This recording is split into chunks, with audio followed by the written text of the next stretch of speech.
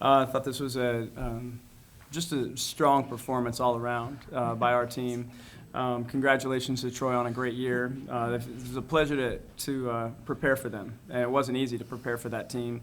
I think the way that we defended today made it appear that it was easy. I thought that was how well we played defensively. It was not an easy prep. They throw a lot of different looks at you and try to create chaos, and they're anything but a typical scout, and that's always a little concerning. And I thought it's a good game plan. I like their scheme, and so it was a pleasure to have the opportunity to compete against them today. Coach Rueck does a great job. Really proud of our team for the way that we defended. This team obviously scores a lot of points. They're in the top 12 in the country in points per game, and we knew that. And so it was going to be obviously a contrast of styles, and whoever controlled tempo was going to be in control of the game, and I thought we did that today. So it was Gabby spearheading our transition defense, and then the rest of our team just falling in, and we eliminated quick shots for them, which is the rhythm they like to play in, and we made them work for everything. We challenged. Our length was important, and then we did a great job on the boards. And so this was a great start to the tournament today, and I'm really proud of our team for the way they prepared, and also very proud of Beaver Nation for providing such an incredible atmosphere for women's basketball, and especially our team. Thank you, Coach. As I said, with us today, Ruth Hamblin, 18 points, 18 rebounds, 5 blocks in 21 minutes, and Sydney Wiese, 10 points, 10 rebounds, 7 assists in 32 minutes. We open the floor for our student athletes.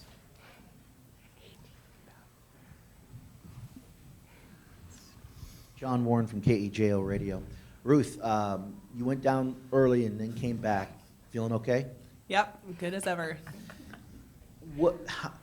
Explain the game for you. I mean, obviously, you and most of your teammates were a lot taller and bigger in size and stature than this team, but they're so fast and what they wanted to do with the press. How did things kind of unfold for you to get the double-double that you did? Well, our guards did a great job handling the pressure and getting the ball down the floor, and then gave me good looks inside by getting me the ball deep, and obviously kind of with their scheme they fronted, so that gives us a high-low look, which I think we are good at. That's executing. Next question from the gentleman in the blue here. Well, that was kind of my question, actually, Ruth. Was it a tweak or something? Was that a little scary there in the first half? And then just overall, Pac-12 Player of the Year, I think, got a bucket in the fourth quarter. What's to say about your team that you're able to play so well without her having a great game? Yeah, obviously we're a very deep team, and we have a lot of talent. Kind of, it depends just who's going to go off on any certain night. Jamie provides a lot for us tonight. It was nice to see her get that bucket, but everyone was stepping up that we didn't necessarily need to go to her down the stretch, and they were playing lockdown defense on her too, so she had a hard time getting really open looks, but I thought that everyone stepped up and we were getting good looks. Gary Horwitz with the Statesman Journal. Ruth and Sid, when the introductions, I mean, there was a huge height difference out there today. Did you sense early, especially in that first quarter, that maybe they had lost their will a little bit? Maybe they were a little intimidated when you got out in front of them so much, so quickly, and they could never get into their press, so it just looked like maybe they were a little overwhelmed.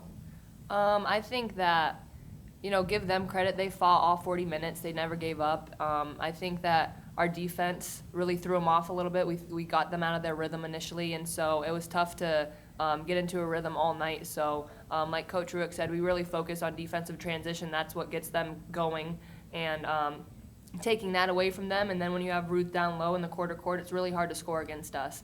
And so I think that helped us, because then when they weren't scoring, they weren't able to set up their press break or their presses, and we were able to push the ball. So we got into a good rhythm early, and then we never looked back.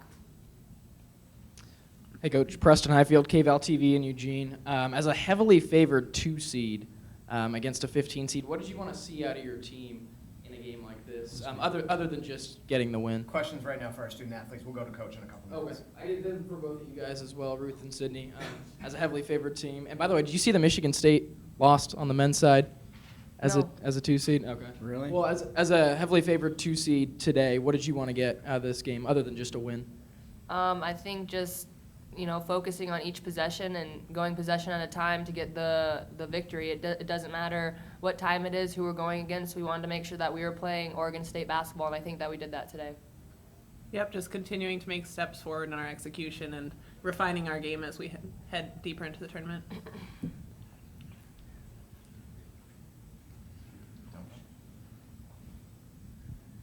Sid, you kind of just alluded to it a couple questions ago, but the fact that your defense was so good that they couldn't set up their press, just how big was that really today?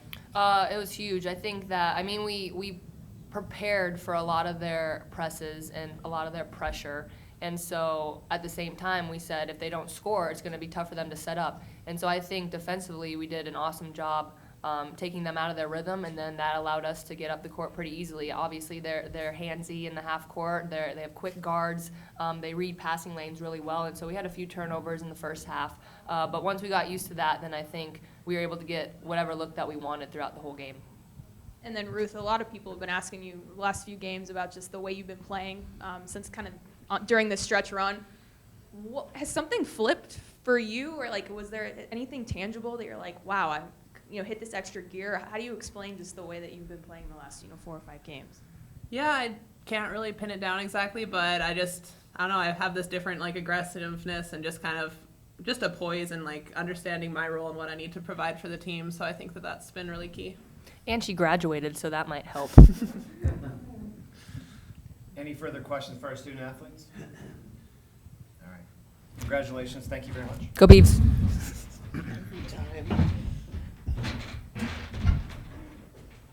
All right. We now open the floor for questions for Coach Rueck.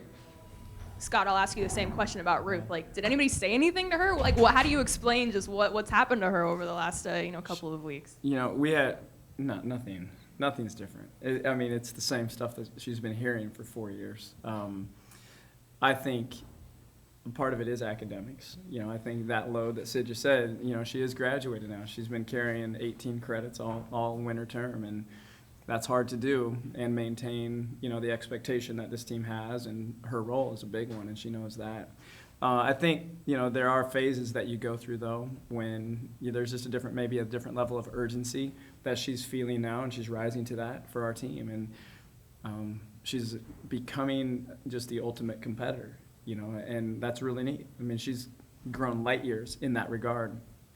Didn't grow up in a competitive environment nearly like what this is, actually quite the opposite. And so it's just really special to see, the light just continue to go on and be brighter even for her to understand, there's nothing new, from a coaching standpoint or anything. It's just, I think she's really been focused on positioning, and her anticipation and her understanding of the game is just getting better and better. Defensively, I don't think we've seen a lot of change. I think offensively is where it mostly has been, with offensive rebounds and her positioning. And so I think maybe just anticipation. I mean, she's still, fairly young when it comes to the offensive side of the floor, and I feel like the sky's the limit for her, knocking down that perimeter jumper like she did today. What a beautiful shot that was early in the game, to go along with the power and inside game. So really happy for her. You hope that happens to everyone. Scott, how important was that start for you guys, as offensively, defensively, and to get a lead, not just to not allow them to be in that game, but to allow you to maybe sub differently and get different players in throughout the course of that first half? Mm-hmm. I thought it was, phenomenal. I loved our defense. I mean, that's just what I anticipated we'd see. I hoped that we'd be able to keep them out of transition. That's what I was concerned about. I don't know their names very well. Their point guard. ABK. That's all I heard on their films all week. But she is such a fantastic point guard. That was my concern. Is she going to be able to hurt us, get Gabby in foul trouble, get to the rim, knock down a couple tough shots, and create momentum? But when we were able to contain her, and this is a group that contained Jordan Canada and Kelsey Plum, and go down the list of incredible Pac-12 point guards. Here's another really good point guard that's used to winning, and a senior and a veteran. Hopefully we'll be able to do the same thing. And once that happened, I think the pressure offensively, we were able to relax. We're getting stop after stop. They had such a hard time scoring. And then we got comfortable, and I thought that they pressed us a lot, actually. I thought we got, every dead ball, they were in the backcourt until 3 minutes to go in the game. She pulled it off one time. But they pressed us as much as they've pressed anybody. We handled it well. Our spacing was great. We saw the floor very well. We used Sid slightly differently against it. I liked the scheme that we used against it, and I thought the team executed very well. And that was 1 through 12. I thought everybody handled their pressure overall very well for a team that lives playing that kind of style. But yeah, I thought the start was really key, and it was great. We had everybody in the first half, and that's what certainly every coach hopes to be able to do. Scott, does this game just continue to speak to how confident Oregon State is and was coming into this tournament, and that really, no matter, it's such an experienced team that no matter what style you run up against, that they're seasoned veterans, they're ready for anything? I hope so. I hope so. I don't know what a team could do that we haven't seen.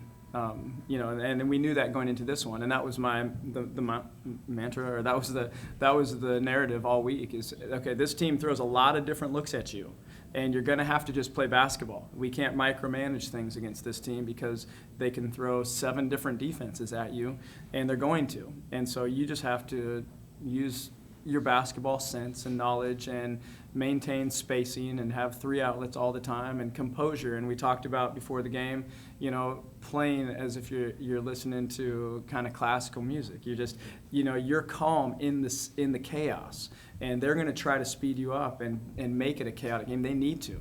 They don't want to play in the half court.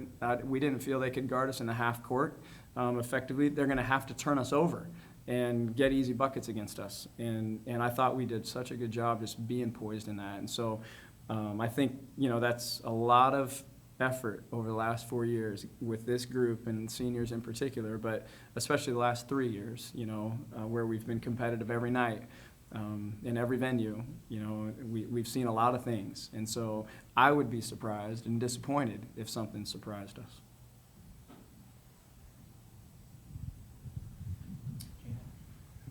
24 assists on 29 made baskets. Is that about as perfect as it gets? Today it was. And, you know, there's teams that deny every pass and might force you to put the ball on the floor and more. ASU does that a lot, you know, and then there's teams that zone and pressure you and open up passing lanes, and this is a team that does that. And so I thought we saw the floor very well, extremely unselfish team, you know. And so I looked up at one point, and it was 17 on 18 makes, 17 assists on 18 field goals, and that makes me happy. You know, that means we're moving the ball and our spacing's great, and they're playing catch up. So yeah, I was pleased with that number.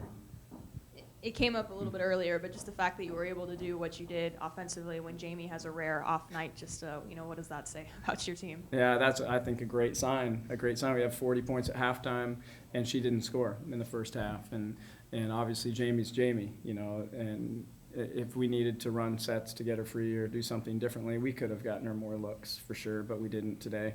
We just kept it pretty generic and just played more motion and, I don't know, let the game just dictate itself pretty much. It was nice to see that one go down for her. She made a great read on that inbounds play, by the way, and to hear the crowd clap for her, that was funny and great. But I loved that, you know, the scoring was spread around today. I thought Marie coming in and Taylor in the first half really set the tone for our bench. I mean, I think we had 13 points between the two of them at halftime, which was a great sign moving forward.